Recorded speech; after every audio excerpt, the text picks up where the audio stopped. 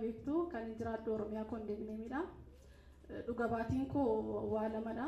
Inni guddaan garuu Kiristoos akkasitiin ituma diinni salphina koo eegu du'a koo eegu yeroo hundumaa nageessoote arguus dandeessu. Salphina koo badiisa koo utuma inni naaf labsu Waaqayyoon immoo waan du'a moo'ee kee garuu fuuldura keessan akka kanatti sana dhaabeef galata naaf laadha.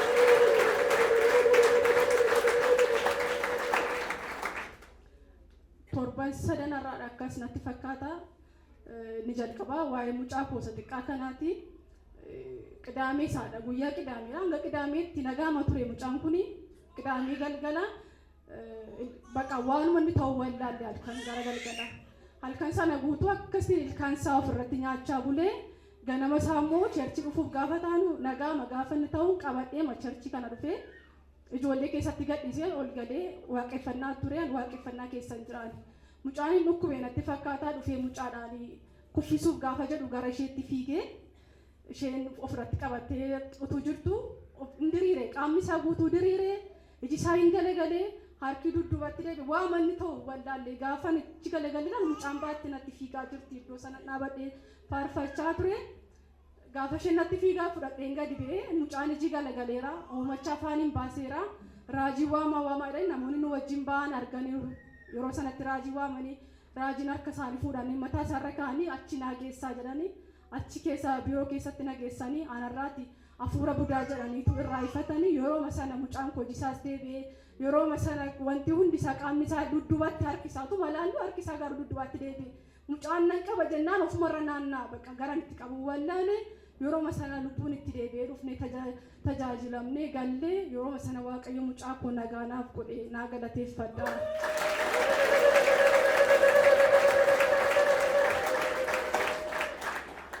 Kun kanaan osoo jiru sana duras immoo raajiin isaan aanna dhabeetu mucaa koo ijaabuuf ture. Sana dura raajiin bara darbe waggaa har'aa akkuma kana dhugaa beera waa'ee kanaan wal qabate bakka sanan ta'a qixa kanaani Waaqayyo kaleesiif waraana jedhatti dubbatan raajii akkasii dubbadheen beeku hangaaruun beeku namoota kaleesii waraanu qabaanaan jedhani. Erga gaafa sana jara sana kalee waraane utuu dhimma koofitiin gadi hin teenye jarri.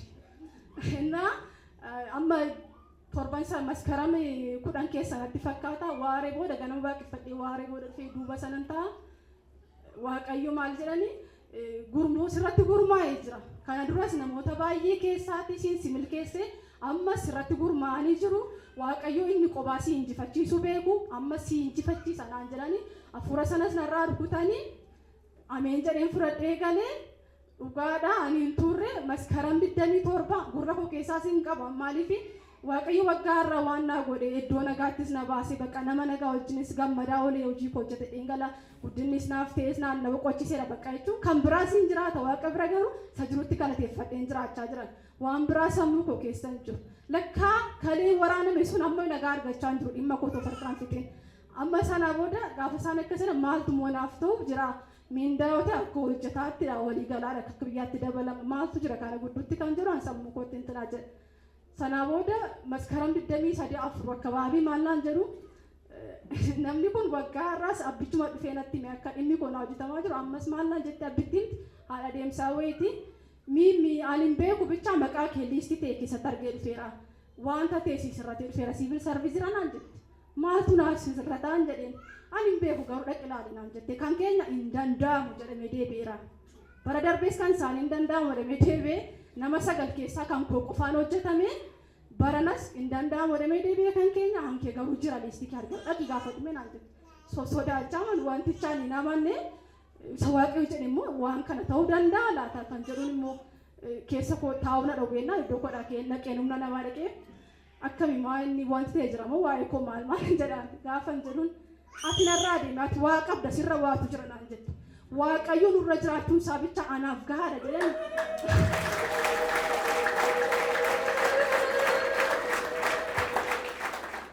Deemati sirra waatu jiraatu waa qabda gaafa dhugaadhaan irra waatu jiraan waan qaba jedhe kanuma jedheen biraa deebi'e. Kanuma jedheen biraa deebi'e dhaqeeniitiidhaan ayi maqaan koon jiru kan ishee hojjechaa jirtu warra biraadha. An kookkoon jiru jira kanuma kee argeera naan jettee naan mormite nan bulee gaafan buluu namoota muraasa dhorkamaniiru.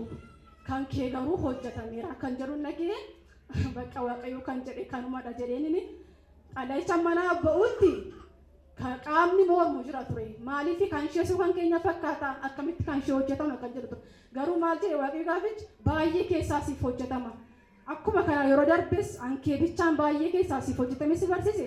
Ammas inni Waaqayyo qobaa si duukaa deemu baay'ee keessaa si hojjetan dhimmi keenan jiranii baay'ee keessaa naaf hojjetame. Anaanis dhalayaan guddinaan kan biraan harka nagee dabalata kan mootummaas harka nagee dhalayichaan qaban Waaqayyoon naa galateeffadha.